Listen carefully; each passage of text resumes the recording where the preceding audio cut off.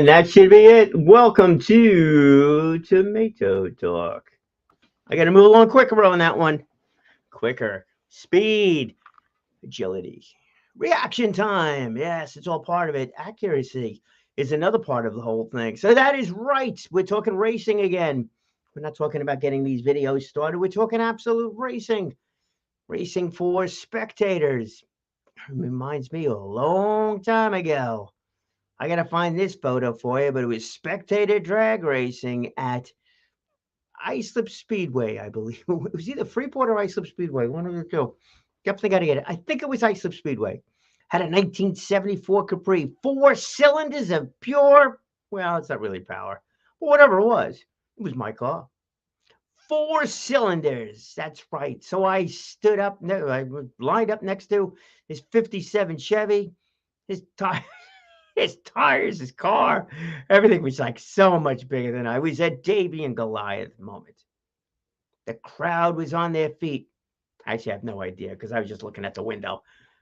They were all ready to go. Well, I was at least. I think I was. I don't know. Palms were sweating. Here I am. I got the gears, man. I'm ready to go. I am like Mario Andretti. Kind of. I was a little closer to a turtle doing that one. But when that guy dropped the green flag, boom! That Chevy was off. And I was like, okay, first gear, zoom, second gear, he's gone. He's gone. I didn't even see the back of his car anymore, right? So we were lined up just before the first turn. And it's like a fifth of a mile track, for those of you who don't know, which is like, I don't know. Seems like it was a couple of driveways. That was about it. The parking lots at these food stores, the parking lots at these box stores are much bigger than what this track was. So anyhow, the green flag drops, the Chevy goes, my little Capri starts to move. He's gone. First turn, which just came up immediately. He's gone. I'm just all right. I got it in second gear now. I'm coming out of that last turn, and I know how to do this thing, right? I watched the Daytona 500. I'm a driver. Yeah. So anyhow, I go and I know to whatever. I let the car float up the track. I mean, I'm doing like 40 miles an hour here. This is not exactly a big deal. He's gone. But I was there in my car. And you know something? From the adrenaline standpoint, the excitement standpoint, it didn't make a difference where he was. I was not thinking about that car at all, not one iota. The only thing I wanted to do was not hit the wall. I didn't want to hit the wall. It's like, oh my gosh, what happens if I hit the wall? That's not good. So you can't race when you're scared. But I didn't hit the wall. And then I came on getting ready for that third turn area, and I come swooping down. And what do you know? I see this car in front of me. There's this Chevy. There he is. Big trunk on that car. Even bigger than what would normally be because it's got big tires down there and all the rest of that kind of stuff. I don't know what happened. I never stopped accelerating. I wasn't going fast enough to hit the brakes at any point in time anyhow. And away we went. He saw me. He must have seen me. That's the only thing I can tell you because when I went, I just kept on the gas pedal and I went to the outside because, I was practiced now. I did it on that, coming out of that second turn, coming up on that far wall. I was inches away, probably feet. It just seemed like it was inches away. Did the same thing on that last wall. He saw me. I know he hit the gas because he started fishtailing all over the place and I passed him. You never know. You just never know. So it was Davy and Goliath. You know, it ain't over till it's over kind of a story. But you want to know something? It was unbelievable how much fun I had for that one. And yeah, I had all that safety equipment in the car. I had a helmet, borrowed a helmet from somebody. I still have that helmet, I believe. Not too sure it's approved for current races, but I still have that helmet. I was wearing a seatbelt. That was good. All right, that was good. Had the windows. I don't remember if I had the windows up and down. Let's fast forward to this weekend, actually, April 2nd. April 2nd, we start racing again. This time in a straight line, no turns, straight line racing, drag racing out at Epcal Park. That's right. Epcal Park in Calverton, New York. So April 2nd, starting the racing out there. It is going to be a blast. And I can tell you, if you've never done any kind of racing before, this is actually perfect. Better than the thing that I did because you're going in a straight line. Now, you still have to know your car. I knew my little Capri over there. I couldn't, if I wanted to spin the tires, I couldn't do it. Right. So that, there was not happening there. But if you have a high powered vehicle and you'd like to know what it does, this is a safe place for you to do it because it's a controlled environment. You're only racing against one other car. And if you didn't even want to do that, just race alone, you could do that. That's fine for whatever your reasons are. That's all good. Uh, there's concrete barriers on both sides. So if you do kind of have a learning moment in there, kind of mess up a little bit, you're going to scrape along those concrete barriers. Hopefully, you don't even come close to that. But that's it. No light poles, no fire hydrants, no curbs, no other cars, no pedestrians, no nothing. So it's very, very safe in that respect. You're wearing a helmet, a much newer helmet than the one I wore. That was in college. Whew! That was 40 years ago. 40 years ago. All right, let's not reminisce. Let's move forward. 40 years ago. Unbelievable. I got that photo someplace. Got to find that photo. And so you go out there. So what you need is an up-to-date helmet. You need to roll up your windows in this case. You need to have a full-blown seatbelt, that kind of thing. Nothing special, just a seatbelt. And I think you need to have your battery needs to be tied down or something like that. Some other specifications that need to be met. You got to go through inspection in the morning, but shouldn't be much of anything for most cars. The thing is that it's an NHRA sanctioned event. So that means that there are certain rules that need to be followed. There's safety guidelines on the whole thing. So that becomes better for everybody. And that's great. So you get to go down there. Now, if you got a slow car, street car, and you just want to go out there and just have some fun, and it's you know your car and all the rest of that stuff, you're not the speed demon, you know, it's fine. I mean, absolutely, and you can certainly do it because here's the excitement part of that though. That whole thing, it's the excitement part of it is waiting to go. Yeah. When I was in the infield waiting to go, man, I'm like in the infield. I was like part of the team. That was cool. Looking up in the stands, all those people that didn't give a darn that I was there, except for my 4 or 5 friends that were there that night. Rock on to you guys. And but you're there, you were part of it. So when you're lined up getting ready to go, you're lined up with upwards of 250 cars, actually. Upwards of 250 cars. So each day we'll have 250 cars that will be allowed to race. Now think about this: 250 cars. Racing goes from 11 a.m. to 4 p.m. This is the April races. April races are all daytime races. 11 to 4. That's 5 hours. 5 hours, and it goes quick. Remember, it takes 6-10 seconds, something like that, to get down the track. Unless, of course, you're driving my car, it'll take you, hour and a half. Maybe you're better off, riding a big wheel where you're pedaling down. But for the most part, though, it's like 6 to 10 seconds to get the cars down for the cars to go down the track. You get the burnout stuff and all the rest of that. So you got, I don't know, maybe a minute, maybe 2 minutes, depending, interval between one pair of cars racing and the next pair of cars racing. It goes quick. So those 250 cars, you have multiple runs. You have multiple times for you to go down that track. And is your goal to go faster and faster each time? Well, for some of you, I'm sure that answer is an absolute yes, Brian, of course. Why we're there? Well, because some of us, our little 4-cylinder Capri story, might be there for some other reason than that. It's fun. It's fun. I wasn't looking to go 100 miles an hour. I wasn't going to get to 100 miles an hour in my little car over there. And chances are, if you got a street car, you're not getting to 100 miles an hour, going down this thing, unless you've modified it and the rest of that stuff. But right now, I'm not talking to you who have modified the car. I'm not talking to you who have taken a weekend off from your professional racing and going out here to race over in Riverhead at the Epcal Park. I'm talking to you. You were like, really? Can I really do that? And the answer to that is, yeah, you really can do that. Lotta, hey, Karen, great to see the two of you on over here. So you really can do it. So again, you just need minor things. So now, if you got a slow car again, you're going to line up over there. Maybe your goal is not to be the fastest. Well, for you to go as fast as possible down that track. Maybe your goal is to see how fast your reaction time is. Yeah, your reaction time.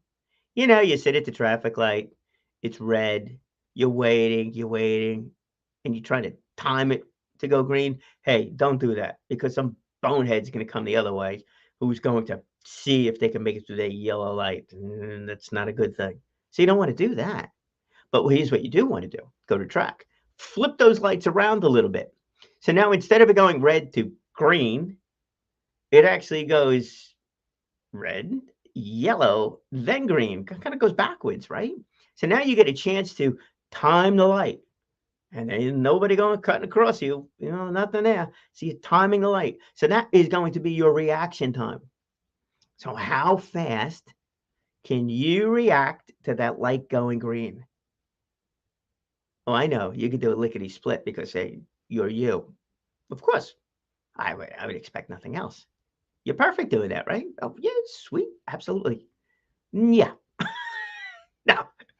So the last time I was out there, the last day of the races last year, and there was the challenge over there to see who can have a zero or the lowest. Obviously, it was a zero, a perfect reaction time. Perfect. And let me tell you how hard that is.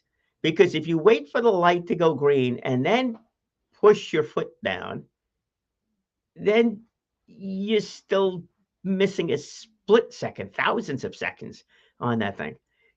It's unbelievable how close that really is. So to get an absolute perfect time, because remember, it takes a little time to get that car started, especially if you're driving, a street car. You hit the gas and like, okay, now we can go. Yeah, kind of thing. So you get a chance to practice your reaction time. And again, you can do multiple runs, all the rest of that kind of stuff. So, it's fun. So that might be the challenge right then and there. That's it. That's all you want to do. Hey, if it took me a half a second to get started, and you'd be surprised. It took you a half a second to get started on that light. Well, you think you could speed that up, but don't go too fast because then all of a sudden, bam, you get the big red light coming up again. Yeah, the big red light coming up, and then you get disqualified for going too early. You don't want to do that. Yeah, you're not doing 200 miles an hour there, Lotta. Take it easy there. Yeah, 125, I believe.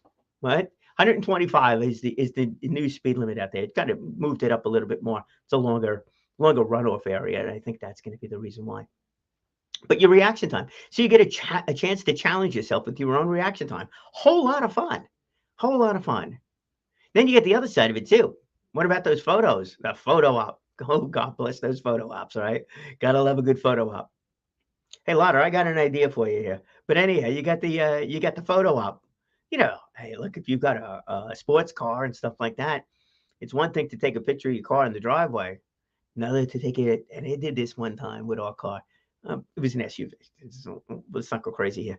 But we had just had it cleaned. I brought it over to a grass field. I took photos of it on a grass field. It was really cool, to go and do that. But what if you got a car that you've been working on? Yeah, a car. Hey, watch this. I can now put this up on the screen here. There we go, folks. Lana's car will fall apart at 100 miles an hour. Well, somehow you'll keep that one together. That's all right. Ah, so you get a chance to go down the track over there, and you get a chance to get your photo taken. Now, how cool is that? If you got yourself and you spent a couple of bucks on one of these sports cars, that's a neat photo, right? That is a neat photo. That's a nice looking profile photo. You're sitting over there, you got your helmet on your side and in front of the car, and then that's your profile shot, and then the big portion of the thing on your Facebook page. At least since it's a little bit more fun. And remember, this is now professional racers. You get the photo of the car back there. How cool! I think that's kind of neat. So there's plenty of things. Plus, also you're gonna have food trucks down there. So bring the entire family, without a doubt. Polish the car up, make it look good, do all the rest of that kind of stuff. So man, it's fun from that driving perspective. It's a whole lot of fun. Now let's talk about the rest of that. Where we at there? We got all right, good. So we got half on the driver's side. What about the spectators? What about you spectator folks that just want to go there and say, what is this whole thing about? What is this drag racing thing? What is that all about? Well, first thing I could tell you is that you want to Google drag racing. You know, be careful about that one. You're going to wind up with some other contests that are going on that it's got nothing to do with cars. Did that the first time I Googled it. I was like, no, that's not that's not going on there. That kind of thing. Can you imagine we get RuPaul down there? Oh my gosh, that would be hilarious as heck. You know, RuPaul in her car coming down. Her car, Crazy car, come on, forget. Coming down. But hey, let's go for real. Spectators, you're in the stands. What are you doing? Why are you there? What are you doing? So I gave tickets to a friend of mine last year. He went down there with his son and his daughter. So both young, 10 and under, will say. It doesn't really matter about the ages, but he's like 10 and 5 or 8 and 4 or something around that thing. Never been to a race before. He's like, he's great. He's like, oh yeah, I'll go. What is it? That's my kind of attitude. That guy got me on a comedy stage. I was like, sure. I think I could, it'll help me to become a better speaker. I'll do it. What do you want me to do? Get on stage in front of how many people? 150 people? It's like, really? Well, that was the other story too about the rehab center crew. I was only 30 people. That was a whole different thing now. So sometimes you just got to do, right? Oh, for me, that was living outside the comfort zone. For him, it was living outside, let's say, the knowledge zone. He'd seen drag racing on TV, but this is not like that. This is not like that. These are folks over here. These are our neighbors. They are really, truly our friends, neighbors, family members. They've got these cars in the driveway, in the garage that they've been working on. Others that just want to do it for the very first time, as I explained before. A few others that are professional race car drivers. They race these cars at different tracks. Some of the stuff you'd see on TV. They're doing that, and you can recognize those cars because when you go there and take a look, you'll see they're the ones with the parachutes in the back. Now, this is an eighth of a mile track, not a quarter of a mile track. So they're going to do, 125 miles an hour, something like that. Sorry about that, Lotta. No 200-mile race cars flipping down the track over there. Hey, Kathleen, good to see you. And yeah, so this one though, you don't need the earplugs, and I'll get into that, in a second. No earplugs in the ear mufflers on that. So you're there. So now he's got his kids there, and he had asked actually, let's go with that. He asked about the noise. I was like, no, not that there's no noise. All right, it's reasonable. I love that word, reasonable. It's reasonable noise. So the other thing, car drivers, you need to know is that your cars must have a muffler. Must have a muffler. And there's been some changes here with New York State with the cars and mufflers. So I'm not qualified to talk on that one, but you better go take a look at that stuff. So all cars that are racing on that track have to have a muffler. Have to have a muffler. So it's not that ear splitting noise that you would see if you go to watch these top fuel cars, the funny cars, and the rest of that stuff. Those cars are burning nitro. They're burning. They're 7,000 horsepower. It's like unbelievable. What they got going on over there. Those cars are not racing here. Those drivers might be racing here, but they're not using those cars to race here. The ones that are here and the ones with those parachutes are faster cars, but they still have to have the mufflers on there. So they might be a little bit louder than the street cars, obviously, but it's not crazy loud in any respect. Really, truly not. That was a big factor here too, in order to get this thing approved. It is not that loud. Hey, Carrie, I'm with you on that one. It's not that loud now. So you could be close, and you can be close and safe. Let's go back with the track design. The track design. It's an eighth of a mile track. Cars are going in a straight line, not going around corners, anything like that. Big concrete barriers. Pete Scalzo, who's the track operator, him, Tom Wilson, and I think it's Monte Carlo paving that are out there right now, and I mean right now, finishing up those barriers. They're finishing that tomorrow on Tuesday, and they should be putting the stands in afterwards. The stands are stadium seating. They are really close, not too close, to where the cars are racing. So you are close. I mean, you can really see what's going on. It's more toward the starting side of it, which is what you would see at any drag strip, also. but it's only on the eighth of a mile too. So you do get to see the cars are still close enough. You get to see them finish the race. Now, Carrie, you had mentioned. Carrie, you had mentioned. Lana, we'll get back to your comment over there, Carrie. I'd like to take some pictures of the cars. We'll put Lana's comment up. We'll save that one, right? There we go. Carrie. Carrie's a photographer, by the way, folks. So this is coming from the photographer's point of view. I'd like to take some pictures of the car. The answer to that is yes. All you need to do is show up. So stands, you're really super close. That's good. All right. If you're showing up and you know how to use a camera, like Carrie knows how to use a camera, that really close thing doesn't matter as much. I'm sure there's a telephoto lens going to get mixed into the equation there. Doing that whole thing. So yeah, easy enough to do. And you could get all kinds of photos. The car, some right gorgeous. One of them is actually called the Ugly Duckling. We'll see if he's back again this year. And then it's an old Hudson. Oh my gosh, this car probably weighs as much as two cars nowadays. Huge, absolutely huge. Probably bigger than that '57 Chevy too. I would bet. Wouldn't that be a kick in the ass to go if he came down there? I don't have that Capri anymore, but I got that photo. I'll find it. I gotta find that thing. And it was a photo of me with the checkered flag. Wound up winning there, so that was cool. So anyhow, you're in the stands. It's not that loud. You could bring the kids. You're in the stands. You're close. You're above the cars, so you're able to do it. The barriers are lower than that, so you got full unencumbered view of those cars as they're going down the track. Great opportunity to take photos, without a doubt. Hopefully the sun's on the right angle, but those of you who really know how to take photos, what do you even care? That's fine. You'll be able to figure that one out. So, and Carrie, when is the actual event? Happy to say that is April 2nd. April 2nd. Let's see if we can put that up over there. It is April 2nd is when the racing begins. And I think we could pop over to this right here. No, it's April 2nd. So the gates open up at 8 o'clock, tech inspection, stuff like that. Racing will not start until 11, and then it goes until 4 o'clock in the afternoon. So let's go scoot over here. Ooh, it's 22 minutes already. Wow. Scoot over here, share screen, share, Chrome, boom. Not that one, that one. There we go. Share. And that is it. Thanks for reminding me to put that up. I appreciate that. StreamYard. Let's see if we can split the screen. Whoop. Nope.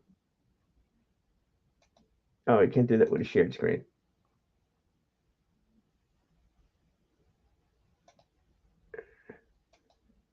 I gotta do that one again. One of the things they're working on with this thing is sharing that screen. All right, let's do this one more time. Share screen, share, Chrome, racetrack, local, boom. We're good there. That's fine. We go back over here. And that's good enough. All right. So, Carrie, you absolutely can take the pictures. And here's the last comment on that, because we got a little bit of time. Photos. Hopefully it is a beautiful sunny day like it is today. Hopefully it's a little bit warmer than what it is here today. And that affects the drivers, but we'll save that conversation for perhaps tomorrow. We'll talk about what it's really like to go down that track and what the grip stuff differences and all the rest of that kind of thing. So, Carrie, here's what you need to do when you bring your camera. Bring your camera. It's pretty much that simple. But don't just bring that telephoto lens. Oh, no. You can't do that. You can't do that. Folks, this is where you bring any kind of a camera you like, because you walk around the pit area. And this year, the pit area is so much more convenient than it was last year. So last year, I'm down there and I figured, oh, man, I'm walking all over the place. I'm going to do the thing. And I'm also doing some of the announcing. And it was like, I ran out of time. Talking to these drivers and the teams that are down there. And I mean, the families that are down there, it's just absolutely wonderful. Incredible. These cars, seems like every car that's there has got some sort of a story with it. That Hudson certainly did. And the Ugly Duckling car did too. And everybody in between on that side of it. So you're able to walk, no extra fee here. If you're just walking, it's all included. It's $25 to watch the races for the 5 hours. And then you can walk the pit area too. So the pit area, the way it's set up this year versus last, if you didn't go last year, is that the racing was on the runway, and then the um, let's say the pit area was on the service road, so it was narrow and long. This year it's going to be a little bit different. The pit area is going to be so much wider, which means you don't have to walk as far in order to go and see all of the cars. And 250 cars, let me tell you, man, that is a lot of cars. That is an awful lot of cars to go and see, take photos of, and all the rest of that. I took so many photos last year, and that was only half the story. Didn't really get through.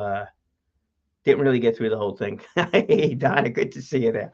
We'll put you up there next, then. See, you got to quote Donna on these things. Definitely going to be a great weekend of racing, without a doubt. So you got that. You got the viewing. It's not that loud. You got the photos. You can do all the rest of that stuff, and you bring in the kids because it's not that loud. And you got to bring an appetite.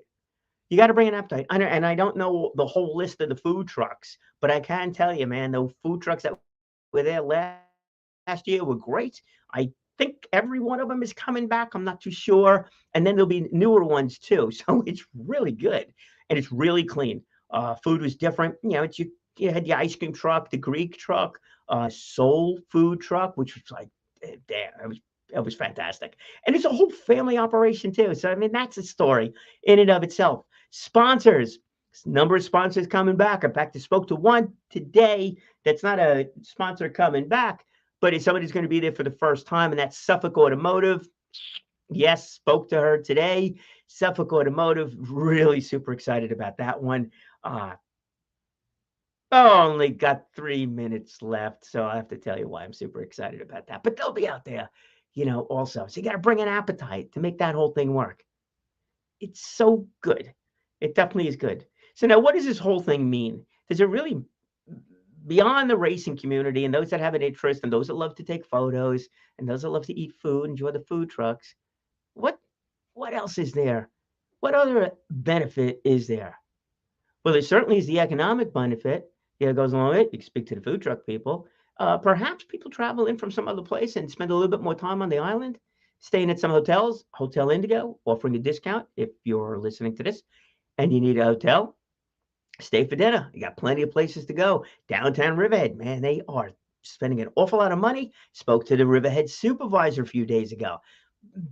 Phenomenal stuff that's going on there. I would tell you about it, but I don't have the time to tell you about it. And the last thing I want to tell you about, and this is why it's so exciting to have Suffolk Automotive, is the fact that the vocational training, the vocational aspect of this. And I'll go into this in a little bit greater detail as we move throughout the week, which is staying with this week. But what happens if car racing, the drag racing, home-built cars or auto shop-built cars or high school-built cars can race out there? Those automotive programs will increase a little bit more in popularity, don't you think? That means somebody's going to learn how to weld. Somebody's going to learn how to read a blueprint. Somebody's going to learn about teamwork. Somebody's going to learn about project management. Somebody's going to learn about audio visual. Got to take photos of these things, right, Carrie? So many aspects of this. That's very much why I'm very excited to see Suffolk Automotive here and perhaps at another event. So a little bit early on talking about that. All right, what do we got there? Lotus, what did you want to say? Look at my comment above. We're back to the drag. Promote the whole deal with you guys driving and drag, or make a fundraiser event to go drag while you race. I'm not too sure that's a great idea, but I am sure we're going to see a couple of Ukrainian colored shirts and maybe even a few cars down that route. So I'm sure we'll be supportive of that effort, as that goes along there too. Time will tell. So that's it. That is the story. We are at 29 minutes and 22 seconds. Really trying to get this thing going where I got this thing together. Is there any other things? Residents in Marriott offering discounts too. Only 2 rooms are left. Wow. That's a surprise there. Little kids might want to wear ear shields or earplugs. True. I mean, it depends on how sensitive you are on the whole thing. But the point I really wanted to make over there, this is not like going to those events where you're sitting a quarter of a mile away and you're still getting your ears blown away, by the noise. It's much more reasonable, and it really is. It's a lot of fun. Now, when you're doing the burnouts, it does get a little loud, and it does get a little smoky, and you gotta love that smell of rubber. That's a beautiful thing. All right. So tomorrow, what do we got here? We got that. We got the hotels. We're good. If I missed anything, I'll circle back on it. It is Monday. Tomorrow is Tuesday. What does that mean, Donna, on Tuesday? Tuesday, it's car show night. That's right, line ads. Long Island needs a drag strip. Long Island got a drag strip now. I gotta update my sticker. Long Island got a drag strip. There it is, out in Riverhead. But they have the car show, and that is at Mount Carmel Church in Patchogue. You got to go to it. I'll be there for that one. It's probably be a little bit chilly, but hopefully a nice night. That's from 5 o'clock on over at the church. So it's a small, they're asking for a small donation, dollar donation, maybe some food donation too. Anything that gets collected goes to the church. Does not go to the drag strip, folks. It goes to the church. You want to split the drag strip, you go buy a bumper sticker or a sweatshirt. You might need to buy a sweatshirt tomorrow. And I think there's a food truck or two down there for that one too. But those donations go to the church. You talk about a lot of things that happen that are really just nice, symbiotic relationships. That happens to be one, just in that respect alone. You get hundreds of cars showing up, having a good time, talking about it, showing what, the work they've done. You get a chance to hear the stories. Again, bring a camera, do that stuff. Everybody's happy to chat with you about what they've been doing, how they've been working on their cars, their babies, that kind of thing. And then the amount of money and food that gets donated to the church because you're using the parking lot, that stuff is great. It really is great. Mufflers, my friends. I think mufflers is going to be the word of the year over here. Again, New York State changed some ruling around on that one. So, that kind of thing. And it's also a residential area, no burnouts, no nothing. Just nice car show, great people, whole lot of fun. You get to hear a lot more about what has been going on with the Long Island Needs a Drag Strip. I will be down there that night. Say hello to me. I'm trying to find a checkered flag jacket. I don't have one. So maybe I'll wear the blue, and a red shirt underneath, or my Long Island Needs a Drag Strip t-shirt, which everybody else will be wearing too. Pete Scalzo will be down there too. Look forward to chatting with him. Marie, his wife, will be down there too. Pete's the track operator. All that stuff is good. I'm sure many of the teams from the Long Island Needs a Drag Strip are going to be there also. Hope to see you then. Have a great day. And we gotta hope for good weather this weekend. I'm sure it will be. It's going to be fantastic, really great, and get a chance to enjoy Riverhead, the whole environment that's in and around that area too. Really wonderful stuff. That it's all in our backyard. That's the key to it. All right, friends. Remember, drive safely. We got to throw that in there now. Drive safely. Don't race at traffic lights. You got to race on a track, not on a street. Bump, bump, bump. And then speak well, speak often, and live inspired. Hey, man, that was a fun one. I know the mic's still on. All right, here we go. Let's play the tomato. Let's play the tomato, and I'm going to put the link up for the